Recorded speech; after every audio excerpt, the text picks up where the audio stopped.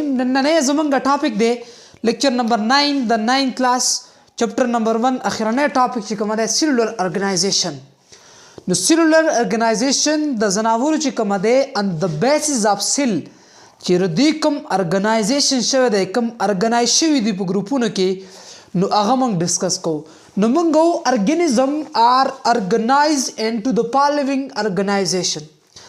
دا خدا تاسو دا چې دا پاس نو دا ارګنایز شوی دی د لاندنو ګروپونو یو پکې دی یونی سیلولر ارګنایزیشن. دویم نمبر دی ملټي سیلولر ارګنایزیشن. دریم نمبر چې کومه دی کالونیل ارګنایزیشن. نو دا د سیلولر ارګنایزیشن په بنیاد باندې د زناورو د درې ګروپ دي. نو لاول منګو چې یونی سیلولر ارګنایزیشن څه ته وایي. یونی سیلولر ارګنایزیشن نو یونی سیلولر د یونی مطلب دی تاسو ته پته ده یونی مطلب ون سنگل نو د یونی مطلب سنگل او سیلولر معنا سیل. نو منګو یونی سیلولر ارګانیزم are made of single cell. چې یونی سیلولر زناور به چې کومه دی دا به جوړ وي د یوې خلیې نه. دا به څه نه جوړ وي د سنګل سیل نه به جوړ وي د سنګل سیل نه به لکه and the work are distributed among the organelles. دا کارونه چې کومه دی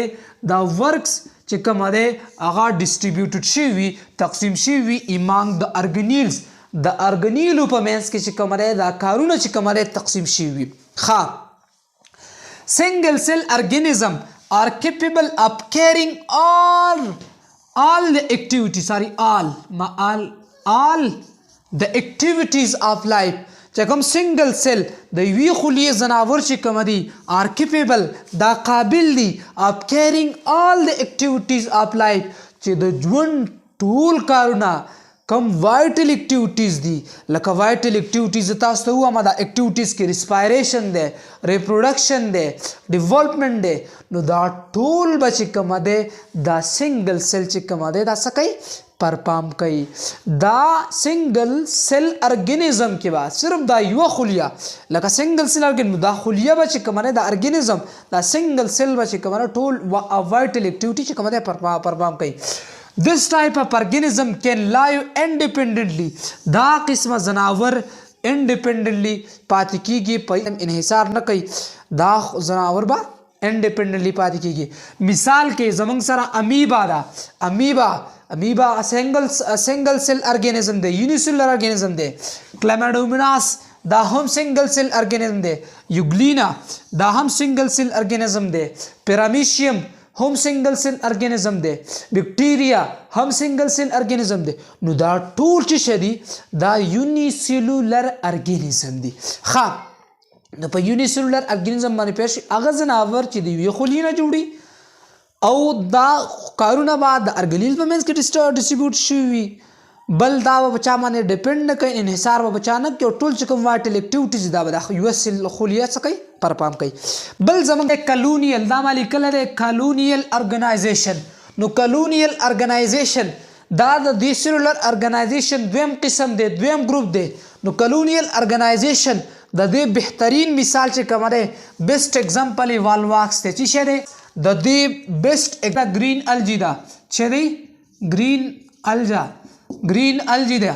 صحیح ده که نه دا یوه الجی ده. نو دا د کالونیل یونیسیلولر لکه والواکس په خپله سنگل سیل والواکس چې کومه ده یونیسیلولر وي نو دا والواکس دا سیل رایوځای شوي او دوی یوه کالونۍ جوړه کړي وي. ایټ لایو ان واټر دا په څه کې اوسیږي دا په اوبو کې اوسیږي د دې هیبیټیټ مسکن یې څه دی هغه واټر دی. فنکشن آف کالونی از ډسټریبیوټډ امانګ انډیویژول د دې چې کوم کارونه دي لکه دا به د انډیویژول په منځ کې کوم سنگل سیل ارګانیزم دی سنگل سیل والواکس ارګانیزم دی د دې زناورو په منځ کې به دا کارونه چې کومه تقسیم شوي بټ سنگل والواکس سیل کین ناٹ لایو انډیپینډنټلی. خو دا لکه د یونیسیلولر ارګانیزم په شانتي دا به چې کومه ځان له نشي پاتې کېدلی د کالونۍ نه بغیر به دا نشي د هر دا ډیویژن اف لیبر به شوی وي د دې زناورو د کارونو تقسیم به پکې شوی وي لکه یو سیل به چې کومه د یو قسمه والواکس به د موټیلیټي دپاره د ریپروډکشن دپاره به یو قسمه د ریسپایریشن د هر قسمه د لایف چې کوم وایټل اکټیویټیز دي نو دا به د انډیویژل په منځ کې څه وي تقسیم شوي وي نو دا شو کلونیل ارګنایزیشن بیسٹ ایگزامپل اساس نه څوک ته پوښتنه کی شه دی نو والواکس څه شه دی هغه گرین الټی دا خام بل زمنګ سره بل ارګنایزیشن د سیلولر ارګنایزیشن مثال له ملټي سیلولر ارګنایزیشن ملټي د ملټي مین مینی او سیلولر معنی سیل نو هغه زناور چې هغه د مور دین 1 سیل نه جوړ وي د مور دین 2 سیل نه جوړ دي ته موږ ملټي سیلولر ارګانیزم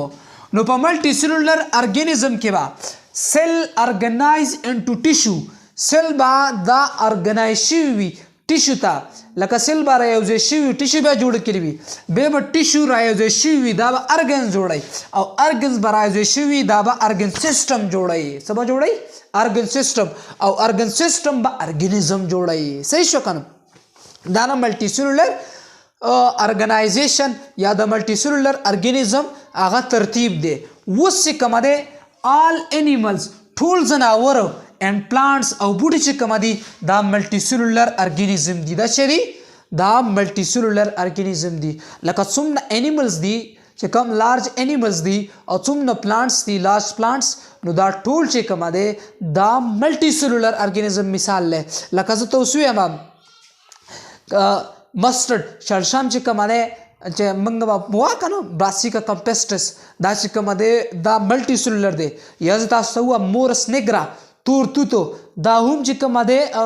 ملټي سیلولر دی دا توتان چې کومه دی یا مورس البا سپین توتو دا هم چې کومه دی ملټي سیلولر دی یا کیلاټروپس پروسیرا سپلمۍ دا هم چې کومه دی ملټي سیلولر دی صحیح شو اوس موږ وو په پلانټس کې the plant body انجسپرم خبره کوي the plant body is composed of the plant body دا جوړوي the vegetative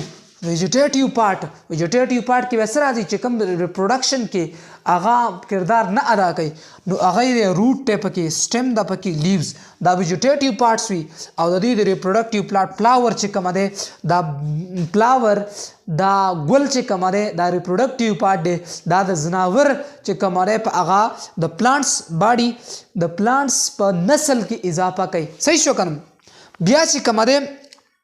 انیملز کې انیملز موږ ته پته ده ان انیملز هیومن بین والا ما هیومن بین کې چې کوم دی هوموسیپین د انسان وجود چې کوم دی مختلف قسمه سیستم به کیوي ډایجسټیو سیستم ریسپایریټری سیستم سرکولیټری سیستم دا ټول سیستم راځي شوی او دا شوی د انسان جوړ کړی وي نو ټول کارونه د دې سیستم په منځ کې د دې سیلز په منځ کې د ټیشو په منځ کې تقسیم شوی وي صحیح ده په ملټي سیلولر ارګانیزم نو دا درې سیلولر ارګنایزیشن وو یونیسیلولر کلونیل او ملټي سیلولر صحیح شو نو دا یاد ساتئ صحیح شو تھینک یو فار واچینګ